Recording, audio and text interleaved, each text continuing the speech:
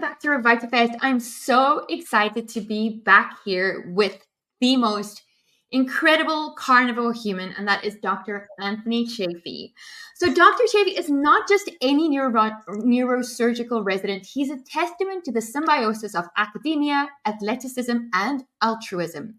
With over 2 decades dedicated to exploring the nexus between nutrition and optimal human health, this American medical doctor staunchly believes in the profound impact of food on the prevalence of chronic disease. His academic journey, which began impressively at the age of 16, saw him immerse himself in the intricacies of molecular and cellular biology, further complemented by a minor in chemistry. This rigorous educational foundation led him to attain his MD from the prestigious Royal College of Surgeons. But Dr. Chaffee's pursuits aren't confined to the realm of medicine. On the athletic front, he's an all-American rugby player who has showcased his prowess professionally in both England and America. Furthermore, his combat skills extend to MMA fighting. His compassion led him to the refugee camps in Bangladesh, where he volunteered his medical expertise to aid survivors of the 27 Burma genocide. Now based in Australia, Dr. Chaffee wears dual hats, both as a neurosurgical registrar and a practitioner in a functional medicine clinic. Through all these endeavors, his commitment to the carnivore diet remains unwavering. Welcome, Dr. Chaffee! Oh, thank you so much. I think that's probably hands down the best introduction I've ever had. So thank you for that. No, very it's a pleasure. flattering I mean, intro. I've had the privilege of doing a carnivore challenge with you and being on quite a few calls with you. And I know you to be not just a brilliant doctor and the brightest mind in the carnivore space, but a genuinely phenomenal human being. So thank you for joining us here. It means so much. Oh, you're very so my welcome. first Thank question you for really having is me. related to your background and dietary beliefs. How has your background in molecular and cellular biology informed your views on nutrition and health? Well, fundamentally, this comes down to our basic biology and how our body works, how our cellular metabolism works. Taking biochemistry, that's part of a degree in, many degrees. Well, it's a prerequisite anyway for medical school, and it complemented my degree in molecular and cellular biology, and my minor in chemistry. And it fundamentally, what biochemistry is nutrition. You're understanding how different sorts of nutrients and things that we eat interact in our body and how they work fundamentally. And one of the immutable laws of biology is the law of adaptation. When life is met with some sort of change, you either adapt or you die. And so if life can adapt, life does adapt. And so what we've been exposed to and adapting to for the longest period of time, that's what we're most accustomed to and most biologically appropriate for. So if we're talking about food, what we've been eating for the longest period of time, that's what we're going to be most adapted to and is going to be most optimal for us.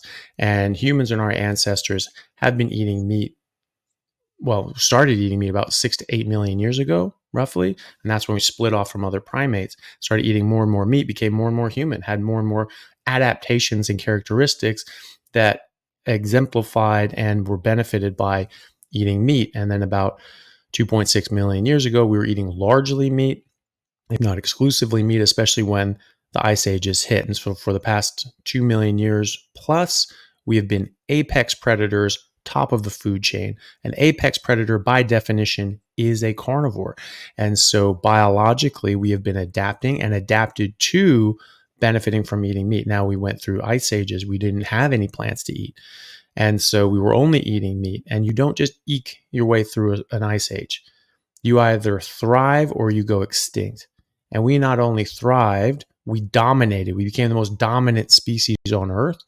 And we dominated all other animals. We were able to hunt animals that are 50, 100 times larger than us or more, because we figured out tools and tactics and ways that we could take down a mastodon, a woolly rhino, and all these other sorts of massive, massive, massive animals with these. Well, we didn't use these. We used tools. We used tactics. We used spears. We scared them or had them chase us from a cliff and then let them dive over the cliff and crash and burn. We used stone tools to cut them up. And we thrived doing that. We've only been exposed to plants, really some populations, in the past 10,000 years since agriculture. And there was a hard line of our development since agriculture. So our brain capacity and our height was going up exponentially for the last 2 million years. And then there's a sharp decline about 10,000 years ago. And our brain capacity, as our brain volume, has gone down, and our stature has gone down. And there was a hard line about 10,000 years ago in areas with agriculture where we all of a sudden, all the skeleton, you can tell a pre or post agriculture skeleton immediately, pre and post. This was not a slow transition over hundreds of years or thousands of years. This was overnight. And so, in geological terms. And so you saw skeletons that were 5 inches shorter on average. Skulls were 11% smaller on average cranial capacity. Signs of poor wound healing, signs of infections like tuberculosis in the spine, smaller jaws, crooked teeth, crowded teeth, cavities, caries, rotten teeth, missing teeth, and a lot of other signs of malnutrition, such as shortened femurs. So these were all signs of malnutrition immediately after agriculture. And so certain populations that had agriculture longer started making those adaptive processes. And so now people from European descent and others who have had agriculture for longer, we have a bit of adaptation and a bit of defenses to some of these plant toxins, because it's hard to kill an animal. It's hard to kill a mastodon or an elephant or something like that, especially with sticks. But once you do, the meat itself is very nutritious. It's the highest bioavailability, the most nutritious food source out there. And yet, and then you contrast that with plants, very easy to come by. They're just sitting there like idiots, not even trying to hide. And yet they're poisonous. And that's how they defend themselves. 99% of life on Earth are plants. They're stationary. They can't run away or fight back like an animal can. And so they have to be protected by other means. And one of the main important factors of that is by being poisonous. Also learned that studying biology, because I took botany and I took cancer biology and I took these things where we talked about plant toxins and how they affect our body and can cause cancer, or at least be carcinogenic and potentially lead to cancer. So that's the thing. We've adapted for millions and millions of years to eating meat, which is inherently safe anyway. A horse can eat meat, even though it doesn't traditionally eat meat, right? And it can eat it very safely. But nothing can eat a plant safely unless they are adapted to eat that plant. And so certain populations have about 10,000 years of adaptations to some plants, but we're eating very different plants now in the grocery store than we grew up eating 10,000 years ago. And some of these things we've just sort of grown and raised and bioengineered, and they're new plants. They are not something that we even ate 10,000 years ago, let alone 50,000 years, 100,000 years ago, a million years ago. So they're all new. And so we're not adapted to them. And then you have different populations, such as sub-Saharan Africans or Native Australians or Native Americans, who have not been exposed to agriculture for more than a few hundred years. And so they don't have those adaptations.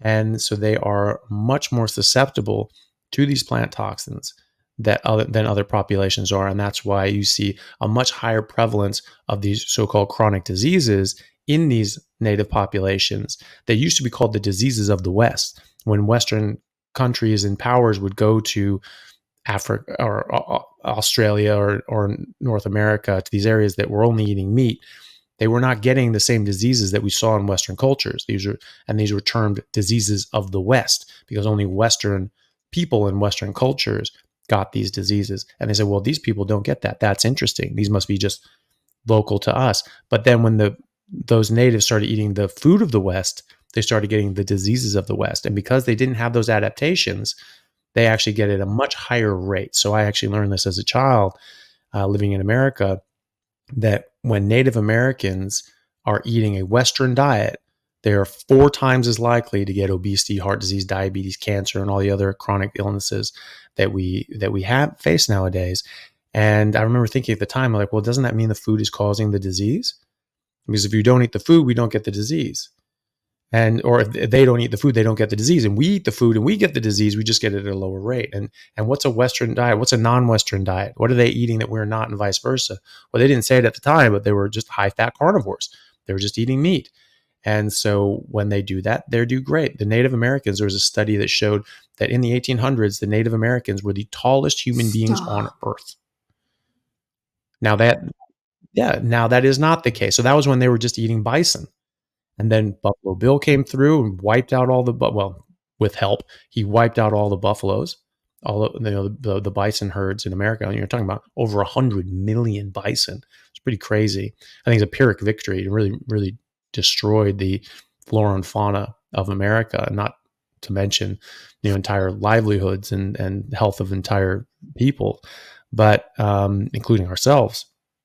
And so after that, they were forced to eat more Western food, and they started getting sick and didn't grow as big and didn't have as big of brains and all the rest. And so now that average has come down significantly. The Native Americans are not the tallest population on Earth at all. And you can look at this in the Maasai and the Akikuyu, the study back in the late 1920s, 1930s, or early 1930s, showing that there's a clear disparity between the Maasai and the Akikuyu. The Maasai largely meat-based and dairy, and then the Akikuyu mostly plant-based, but a little bit of meat and dairy, very little. And there's large disparities in their health and their dentition and their development and their bone deformities. So you see very similar changes between pre and post agricultural skeletons, right? But you see this in real time. And the Akikuyu and the Maasai live in the same area at the same time, and they interbreed. So they're genetically similar. And so now you're seeing the Maasai are 5 inches taller than the Akikuyu males on average. They're 50% stronger. They're 23 pounds heavier of lean body mass. They don't get the diseases and the illnesses and the sicknesses that the Akikuyu get. They don't get the dental cavities and caries and crooked teeth and rotting teeth and all these other sorts of things. So there's massive differences in health, and there's massive differences in development as well. Now people will say, well, that's not the perfect vegan vegetarian diet. I wouldn't prescribe that for someone. I've heard a vegan clinician say that. Well, the problem is that same vegan clinician and a lot of these different vegan proponents, they say, well, look at all these studies. It doesn't matter what we evolved on. It doesn't matter about that immutable law of biology. That seriously, they need to really rethink that, because that is a law of biology, is adaptation. And so they're trying to argue against that. There's always these hills that they die on. They go from one to the other. Every couple of months, they die on that hill, and then they find a new hill to die on. But they just really can't give up their narrative and their ideology. So this is the most recent hill that they're trying to defend, and it's indefensible, But they're saying, well, we have these studies that say if you eat less meat, you do better, and you eat more plants, you do better. And they don't say which plants. They don't say which fruits and veggies. Just any plants. If you eat more plants, you do better. And if you eat less meat, you do better, in distinguishing. And so I point out the Maasai and the Akikuyu to this gentleman. And he said, well, that's not the vegetarian diet I would prescribe. I would do something different. Okay, but that's not what you said is supporting your case. You're saying that there are studies that say if you eat more plants and less meat, you do better. And this is a clear example of where that is not the case. And it doesn't matter how brilliant your theory is, and it doesn't matter how smart you are. If it doesn't agree with experiment, it's wrong. And so that was the experiment. We looked at this. What happens in real life? More plants, less meat equals bad. More meat, less plants, good. Better development, taller height, bigger brains, better health. That's what you get. And so it doesn't matter what a study says if it disagrees with reality. It's wrong. The other interviews that I've done has been on bad science, and how so much of research is funded by the industry that wants us to buy their products. And so really what you're saying is so appropriate. Yeah. As to what a carnivore diet is, it simply is you're just eating meat. And you're eating meat and you're not eating other things. So a lot of people think, well, it's a carnivore diet. I'm eating carnivore. I'm eating a lot more meat and eating a lot more fat. And that's great. Those are all the nutrients. You get all the nutrients, all the good things that you need. But again, plants are have harmful things into you. They have things that are directly toxic, like hemlock, right? North American water hemlock. It's the most poisonous plant in North America, right? Ask Socrates how he feels about hemlock. And you eat this stuff, it will bind to your GABA receptors in your brain, which are sort of the calming receptors in your brain. And so now you get overexcited in your neurons and you start having seizures. And so because this binds those GABA receptors, medications don't help. You get intractable seizures and you will die within minutes, 1 to 2 minutes. You'll be dead. And so very serious, very directly toxic. Cyanide, directly toxic. Sulforaphane, directly toxic, right? So you have things that are directly toxic, but you also have other things that disrupt your digestion and absorption and the nutrient profile, even of the meat that you eat. So you want to eat meat, you want to eat fat. Fat's very good for you. Fat is not bad for you. Fat does not cause heart disease. The Journal of the American College of Cardiology in 2020, one of the top cardiology journals in the world, published in 2020, a massive literature review looking at all the top randomized controlled trials and top level meta-analyses, and showed that there is no association between saturated fat intake and heart disease or cardiovascular disease, right? And so none. And so they said there's no reason to arbitrarily put a limit on the amount of saturated fat you can eat. It has nothing to do with cardiovascular disease. Okay. And in fact, they found an inverse relationship between consumption of saturated fat and stroke rate. So people that ate more saturated fat had lower rates of stroke, lower risk of stroke. People that ate less saturated fat had a higher risk of stroke. So that's not what you want. Okay. So fat's good. Eat the fat, right? Just like a gorilla, just like a cow, just like a lion, you want 70 to 80% calories from fat in general. People need varying degrees of protein and fat. But fat is not just a calorie source. Fat is a nutrient. It's an essential nutrient. There are essential fatty acids. There are essential fat-soluble vitamins. You need them. It's an important thing to do. So about 1 gram of fat for 1 gram of protein, up to 2 grams of fat to 1 gram of protein. That's 70% to 80% calories from fat. That's about the range that you see in nature. And that's about the range that you see humans like the Inuit, like the Maasai getting. It's a similar sort of ratio. And so that's what I try to shoot for. And that's what I suggest people go for, and then sort of adjust to your individual needs. But so you want to eat the meat, you want to eat the fat. That's what gives you the nutrients. But it's just as important not to eat all the other things. So I think it's as important what not to eat as what to eat. So my hard rule for myself is no plants or fungi, no sugar or any sweeteners, nothing artificial. And that goes for sauces, seasonings, and drinks as well. I stay pretty clean on this. I just want to eat meat or eggs. Eggs are fine. Eggs are all the precursors to meat. So it's an honorary meat. And if you tolerate it, not everybody tolerates meat or eggs, I mean. And so, just eat the meat that you enjoy, that tastes good to you, that makes you feel the best and that you can afford. And specifically, don't eat all the other things because those cause harm. And then just it's the easiest thing in the world, because you know exactly what you can eat, you know exactly what you can't eat. There's no ambiguity, right? Very clear, hard rules. Just pass against that test. No plants or fungus, no sugar or sweeteners, nothing artificial. Like, okay, coffee, well, that's a plant. Okay, honey, well, that's a sugar. Okay, so get rid of all that crap. Erythritol, monk fruit sugar, plant and sweetener. Just no. So you know what you can eat, you know what you can't eat, right?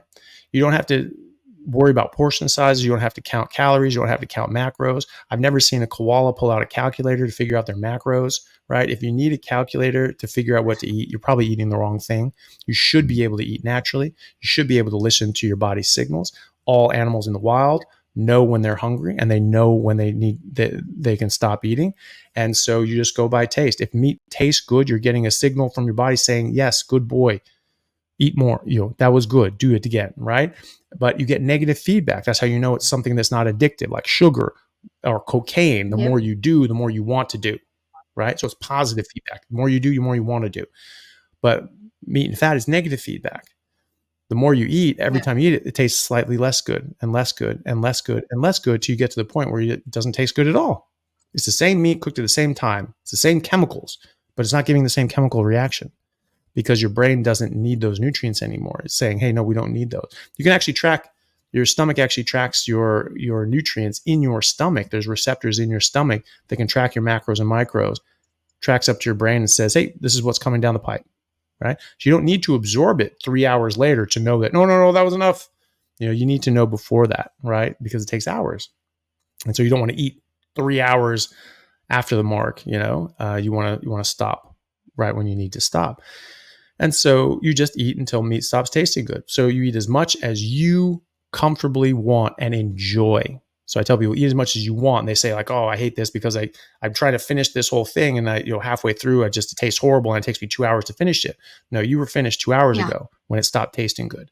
As soon as you said like, oh, this is a struggle, that's your body telling you don't want to eat it. Now you may, for some reason, push yourself to eat it, but that doesn't mean that you wanted to do it. You clearly didn't want to do it. And that's why you had to force yourself to do it. So just eat as much as tastes good to you. And, don't worry about that, because there's no equation on earth that's complex enough to understand all the billions of chemical interactions going on in your cells every second. And you have trillions and trillions of cells. And so you are never going to figure out an exact perfect equation that is going to work for everybody, right? But it's okay, because you don't need to. Your body does that for you automatically. If fatty meat tastes good and you're not eating all these other plants that will disrupt your hormones, that will disrupt your chemicals, that will disrupt your nutrients, because again, they will disrupt your hormones as well. They can raise insulin, they can block leptin, which is a satiety hormone, and that can cause you to overeat because you don't realize you're full. Lectins can also bind to insulin receptors, put you into a fat storage metabolism instead of a fat burning metabolism, and block leptin, which is again going to make you overeat, right? So if you're eating what you're naturally supposed to eat, then you can listen to your natural signals. So you eat as much as you care to, you eat as much as you enjoy, and eat at any time of day or night. It doesn't matter. You have no rules on this, right? So, the main reasons you don't really want to eat at night is if you're eating carbohydrates. Carbohydrates raise insulin, and that blocks the secretion and action of growth hormone. And this is maximally secreted at night after you go to sleep. And so you will not only secrete less growth hormone, but it's less active as well. And so you will have detriment from that. Growth hormone is a very, very important molecule for growing, for kids, right? So you can potentially stunt your growth by eating too many carbs, and you secrete growth hormone all throughout the day. So eating carbs even in the morning is still not great, because women secrete growth hormone every 90 minutes. Men do it every 60 minutes, but they're sort of different levels. Women over 24 hours, they'll both secrete about the same amount, but it's just at different sort of times. And so if you're eating carbs throughout the day, you're getting much less action and much less growth hormone and much less action of growth hormone. And especially if you do this at night, that's when you maximally utilize growth hormone and secrete growth hormone. So that's really a problem. But you don't have that problem if you're just eating meat, because you're not getting the carbs. So, and also it's really important to think of this as a way of life. This isn't just a crash diet to fit into some slimmer clothes and then go off of it, right? Because they say, oh, well, I heard people say this about the Atkins diet. Well, the Atkins diet doesn't work because, you lose like 40 pounds, but as soon as you start eating, cookies and cake again, you just put it right back on. Like, right, okay, so don't eat the cookies and cake, right? If you go back to doing what you did before, you're going to get the results you used to have, right? So don't change. This is what we're biologically designed to eat. This is what we're supposed to eat. This is what's best for us. This is what's optimal for us. So remember that and think about that. And this is what I want to do. I have no interest in eating plants, none, right? Because they don't make me feel optimal. They don't help my health and how I feel and my energy levels. And so I don't want to eat them. I have no interest in eating them. And the only time I'll ever eat a plant again is if it sneaks in with some spices or whatever at a restaurant, or I'm dying and I have to survive. Like, that's it. Those are the only options for me. I have no interest in eating any plants. That's just not what I want to do. So that's really it. Just eat fatty meat. Make sure you get enough fat. It's really important. And eat enough. That's really important too. It's very easy to undereat because it changes your hunger signals. And so they're much more subtle. So go by taste. Keep eating fatty meat until it stops tasting good. That's how you know. And then just enjoy your life and get on with it. And don't eat all the other crap. That's the most important part. I love this. This is the most perfect way to end a very eye-opening and riveting talk. So Thank you so much for joining us, Dr. Chaffee. It is such an honor and a privilege having you at Your VitaBest.